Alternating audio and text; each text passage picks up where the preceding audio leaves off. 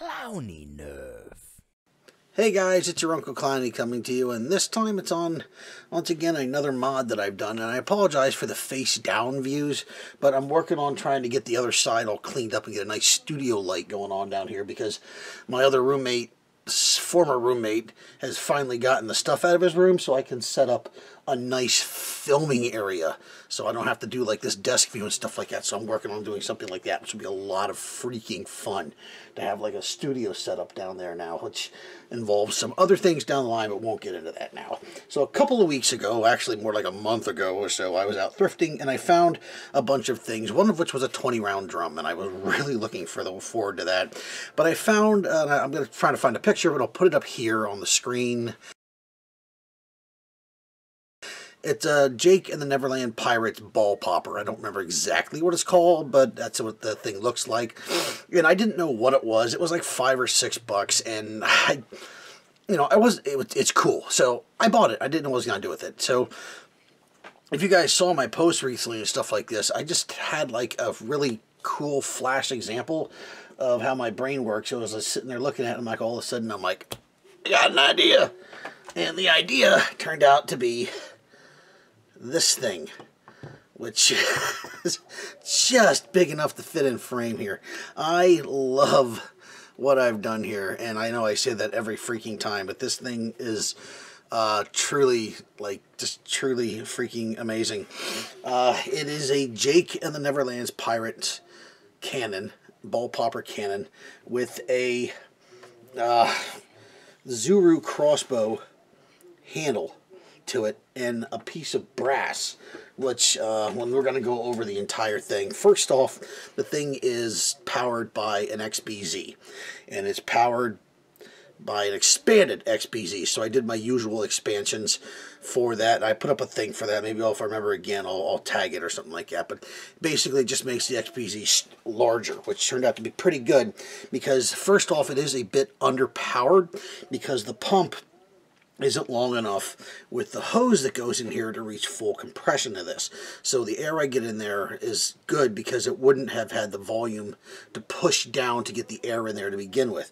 But that's neither here nor there, and only the real negative to this thing because, I mean, look at it.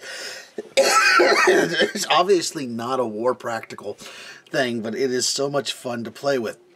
I used so many techniques in building this that it's insane. It's all covered in a black automotive vinyl dye, and then this is some kind of exhaust color. I'll put the name up on the screen if I remember to find it here. And then it's hammered brass, hammered nickel, gunmetal for the highlights and stuff, and then the signature purple that I put on a lot of my really high-end type blasters and stuff I do, like the hammer shot in my mask. I mean the Sledgefire Gallagher and the mask that I make. I like to put this purple on here on something that I'm considering just like something very personal to me.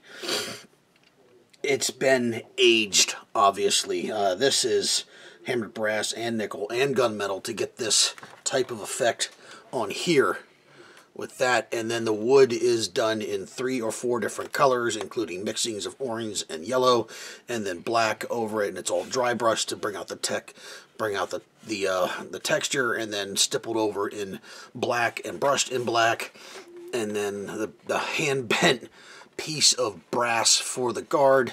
I did the rope, all dry brushed, all put in here, this on top, and then aged all of the metal, including the cracks and the little rivets, which are done in gunmetal, and then the whole thing's coated over in a matte coloring, which makes it just perfect. And then like this, I love this little thing here.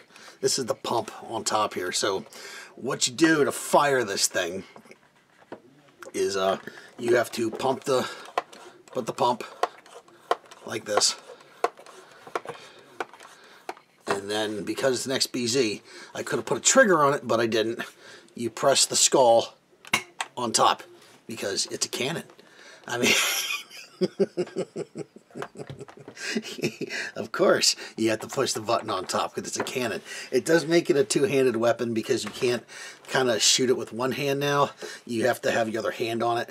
So that makes like firing demos and stuff a little difficult.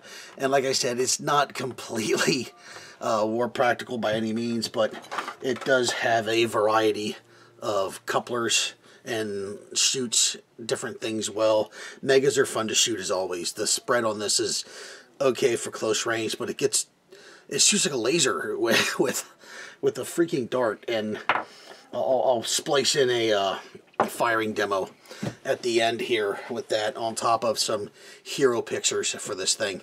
I mean, I like, look at that. Look, just look. I mean, it's so pretty.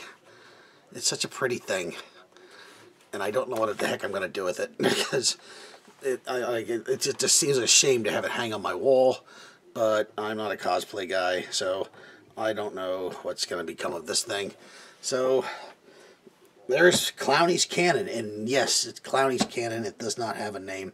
You guys come up with any names or anything that's decent like that, give me a suggestion in the box below. If you want to see me come up with another one of these and or something like that with a trigger or something, or any questions about how it was built, there's going to be a build vlog on this. I probably have to split it into 2 pieces because it's quite long and I'm going to do a lot of explanations and things as I'm doing it.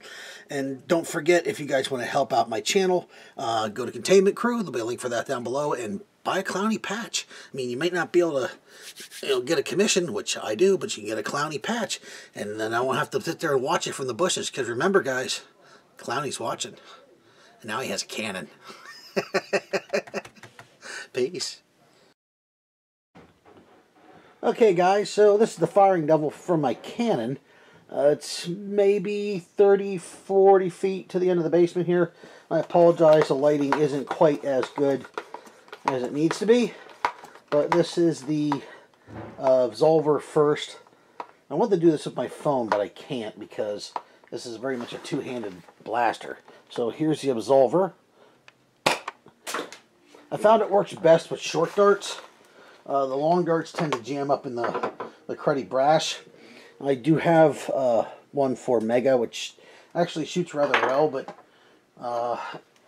here we go. I think that's right, I do have a Mega dart sitting here. So, down thing is, it may still be front loading, but it's air tank, so it takes them at the pump, and you have to, change out, so I can carry a bunch of these. But it shoots Megas pretty good. It's not like a speed round thing, that's for sure. But it does have, the Megas are just fun because it shoots Megas. Though it will shoot rival. I can shoot a rocket, but it doesn't do very good. So I'm looking for small rockets from the dime store and stuff like that. And then this is just a singled short shot, which is amazingly freaking accurate.